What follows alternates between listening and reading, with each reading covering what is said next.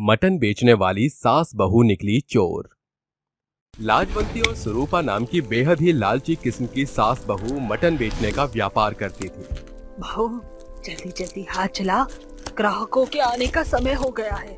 स्वरूपा हाथों में धारदार औजार लिए मटन के छोटे छोटे टुकड़े कर रही थी। तभी मंगलू मटन की दुकान पर आता है। अरे लाजवंती काकी, जल्दी से 2 किलो मटन तौल देना।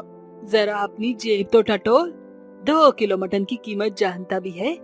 और दिन तो तुम पाव भर मटन खरीदती थी, आज घर में कोई दावत है क्या? अरे आज मेरी मुनिया का जन्मदिन का अवसर है और उसको मटन बिरयानी खाना बहुत पसंद है। चालाक लाजवंती अपनी बहू को इशारा करके कहती है, बहुरिया, मैं इसको बातों में उलझाती हूँ, उतने में तो हाथ साफ कर दे। पलक झपकते ही स्वरूपा तराजू के नीचे चुंबक लगाकर कम वजन के साथ मटन तौलकर मंगलू को थमा देती है। ये लो मंगलू, तुम्हारा 2 किलो मटन। मंगलू मटन की थैली लेकर चल पड़ता है। तभी लालची सास बहू जोरदार ठहाके मारकर कहती है, अरे बहू, ये तो एकदम मूर्ख चंद निकला। क्या सही चूना लगाया हम दोनों ने मिलकर इसे। इसे तो भनक भी नहीं होगी सासू माँ कि मटन 2 किलो नहीं बल्कि मात्र 1.5 किलो है। आखिर ये हेरा फेरी करके ही तो हम और ज्यादा मुनाफा कमा पाते हैं। मंगलू जैसे ही आधे रास्ते पहुंचता है, उसे मटन का भार कम जान पड़ता है। फिर वो वापस मटन की दुकान पर आकर कहता है, अरे लाजवंती काकी, ये 2 किलो मटन तो लग नहीं रहा है। कहीं आपने भूल चूक से मटन कम तो नहीं तोल दिया? बिल्कुल भी नहीं, हमारा तराजू एकदम पक्का तोल का है, न 1 ग्राम कम न ज्यादा। हे बचवा, मटन की कटाई छटाई में कुछ हिस्सा कूड़े में ढेर में जाता है, और कोई बात नहीं, तेरे खातर 1 कलेजा ज्यादा सही, ले जा। अब खुश है तू? चालाक लाजवंती चोरी पकड़ी जाने के डर से मंगलू को कलेजी के टुकड़े का लालच देकर बात संभाल लेती है। सासू माँ, इतनी ईमानदारी दिखाने को किसने कहा था आपको? अरे मंदबुद्धि, अगर बकरे के 1 कलेजे से हमारा भेद खुलने से बच गया तो इससे बड़ा मुनाफा कुछ नहीं। अगर हमारी चोरी पकड़ी गई ना तो मटन बेचने का धंधा एकदम चौपट हो जाएगा। दोनों सास बहू देर शाम तक जोर शोर से आवाज लगाती हुई मटन की बिक्री करती हैं। मटन ले लो, मटन ताजा ताजा, लाल लाल गोश्त से भरा, एकदम सस्ता ताजा मटन ले लो। आज की खातिर मटन की इतनी बिक्री बहुत है। घर चलकर बचे हुए ये मटन बनाकर दोनों सास बहू मिल बांटकर चाव से खाएंगे। दोनों सास बहू बचा खुचा मटन का ठेला लिए घर आ जाती हैं और खाना पकाकर खाती हैं। अरे बहू, आज के मटन का मांस तो बड़ा ही नाजुक और मजेदार है।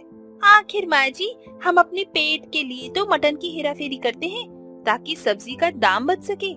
ये तो वही मिसाल हो गई, आम के आम गुठलियों के दाम। वैसे बेईमानी हम एकदम खरी करते हैं। अगली सुबह सास बहू मुर्गे की बांग के साथ तड़के सवेरे उठकर ठेला लिए कसाई के यहाँ पहुँच जाती हैं।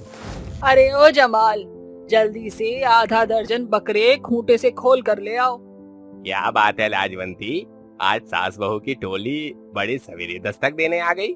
खाली फोकट में बातों में ना उलझा, दुकान जाने का समय हो गया है। हाँ, फिर इन बकरों को हलाल भी तो करना होगा। दोनों सास बहू बकरों से भरा ठेला लिए अड्डे पर आकर मटन तैयार करने लगती हैं। बहू, वो देख, गांव की झुमरी झूमती हुई चली आ रही है। सासू माँ, इसे तो आज तगड़ा वाला चूना लगाना बनता है। अरे ओ लाजवंती भौजाई, जल्दी से हमका 5 किलो मटन तोल दो। और हाँ, एकदम ताजा लाल और चुनिंदा पीस डालना जो हड्डी से भरे हो, और कलेजा डालना तो मत भूलना, काहे कि वो हमरे सजनवा को मटन मां सबसे ज्यादा भावत है। सासू माँ, कितना काटो? 1.5 किलो वजन मार दे, इस बिन पैंदी के लोटे को कुछ नहीं पता चलेगा। अरे आप दोनों सास पतोहू का खुसर फुसर करत हो। दोनों एक पतला दुबला बकरा काट कर उसका मटन तैयार कर देती हैं। सासू माँ, ये कल का बासी मटन बचा हुआ है, सवेरे से मेरे ध्यान पर से ही उतर गया था, अब इसका क्या करें? इस बासी मटन को इस ताजे मटन के बीच में फेंट डाल, वरना रात तक ये मटन एकदम सड़ जाएगा, खामा खा भारी नुकसान होगा। चालाक सास बहू न सिर्फ कम मटन तोलती हैं बल्कि नुकसान से बचने के लिए खराब मटन भी तोलकर झुमरी को थमा देती हैं। देखा बहू, तेरी सास का दिमाग कितना तेज निकला। कूड़े खत्ते में जाने वाला मटन को बेचकर भी नोट बटोर डाले। मक्कार बेईमान सास बहू हर दिन कम नाप तोल करके मटन खरीदने वाले लोगों के साथ हेरा फेरी करके उन्हें बेवकूफ बनाती थी। एक रोज सरपंच के यहाँ काम करने वाला भीमा आकर कहता है, अरे सरपंच जी के घर कल उनकी बेटी की शादी का बड़ा जश्न है, इसलिए उन्होंने तड़के सवेरे 50 किलो मटन मंगाया है। दोनों लालची सास बहू बड़ा ऑर्डर सुनकर खुशी से उछल पड़ती हैं। सासू माँ, कल तो अपनी लॉटरी लग जाएगी, लंबा हाथ मारने को जो मिला है। बहू, कल तो आधा आधा मटन की चोरी बनती ही है। लेकिन अगर हमारा भेद खुल गया तो?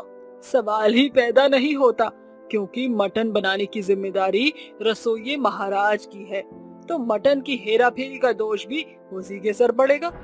दोनों सास बहू सवेरे उठकर जमाल कसाई से 2 दर्जन हट्टे कट्टे चर्बीले बकरे खरीद कर उनका मटन तैयार करके महाराज के हाथों में सौंप आती हैं। महाराज मटन तैयार करते हैं, लेकिन शादी में मटन कम पड़ने पर छत्रपति उसकी खिल्ली उड़ाकर कहता है, राम राम, कितनी शर्मिंदगी की बात है, शादी में आए आधे बारातियों को भूखा ही लौटना पड़ेगा। सरपंच के घर मटन की खपत जो कम पड़ गई। अरे सरपंच काका, इतना धन बचाकर कहाँ ले जाओगे? जो गांव देहात को भरपेट मटन तो क्या, बल्कि एक मांस का टुकड़ा भी नसीब ना हुआ। शादी में आए तमाम लोग सरपंच की तफरी उड़ाकर चलते बनते हैं। अगले सवेरे सरपंच के गुस्से का गुबार भीमा पर फूटता है। क्यों रे भीमा, तुझे पैसे ही चाहिए तो मुझसे काहे नहीं मांगा? ये मटन में हेरा फेरी करके तूने मेरी नाक नीची कर डाली। अरे हुजूर, ये आप कैसी बातें कर रहे हैं? अरे मैंने आपका नमक खाया है, मैं भला आपसे गद्दारी क्यों करूंगा? क्या? अगर ये सब तूने नहीं किया तो किसने किया होगा? इसका पता लगाना होगा। हो सकता है ये सब उस नमक हराम रसोइये का काम हो। सामने लाओ उस नमक हराम को। डरा सहमा रसोइया सरपंच के सामने पेश होता है। नाम महाराज और काम चोर चकारों वाले, 50 किलो मटन 25 बारातियों में कैसे कम पड़ गया? महाराज सच बोल, किसके हाथ बेचा तूने मटन का टुकड़ा? सरकार, मैं गरीब हूँ, बेईमान नहीं, लेकिन मैं अपने तजुर्बे से कह सकता हूँ कि वो 50 किलो मटन नहीं था। अरे 50 किलो मटन में तो सैकड़ों बाराती पेट भरकर एकदम टन हो जाते हैं। महाराज की बात सुनकर सरपंच का शक मीट बेचने वाली सास बहू पर जाता है और सरपंच कहता है, इसका मतलब ये चालाक लोमड़ी सास बहू ने गद्दारी की। लेकर आओ इन्हें। मटन चोर सास बहू सरपंच के आगे हाजिर होती है। क्यों शेर की खाल पहने भेड़िया, मटन चोरी करके कितना नोट बटोर लिया तुमने? सरपंच जी, आप हमें शक के दायरे में लाकर गलत कर रहे हैं। सरकार, सालों से हम सास बहू मटन बेचने का व्यापार खरी ईमानदारी से कर रही हैं। हम चोरी क्यों करेंगी? अरे बंद करो ये मगरमच्छ के आंसू। सच सच बताओ, कब से ग्राहकों को लूट रही हो? वरना मैं तुम्हारा ये मटन बेचने का धंधा हमेशा की खातिर बंद करके तुम्हें गांव से निष्कासित कर दूंगा। सरपंच की धमकी सुनकर मटन चोर सास बहू अपना सारा सच बताने के लिए तैयार हो जाती है और स्वरूपा कहती है, नहीं सरपंच जी, ठहरिए, हमने ही पूरे पैसे लेकर आपको आधा मटन दिया था, हम लालच में आ गई थी। सरकार, हमको माफ कर दीजिए, आगे से हम ये हेरा फेरी फिर कभी नहीं करेंगे। इस बार तो मैं तुम्हें औरत जात समझकर छोड़ रहा हूँ, लेकिन अब अगर ये लूट मार दोहराई तो धोखाधड़ी में सीधे पुलिस के हवाले करूंगा। कहते हैं ना, ज्यादा लालच बुरी बला है। मटन बेचने वाली सास बहू के बढ़ते लालच के चलते न सिर्फ सभी के सामने उसकी इज्जत उछलती है, बल्कि लोगों का भरोसा भी उन पर से हट जाता है, जिसके लिए अंत में लालची सास बहू को अपने किए पर काफी पछतावा होता है।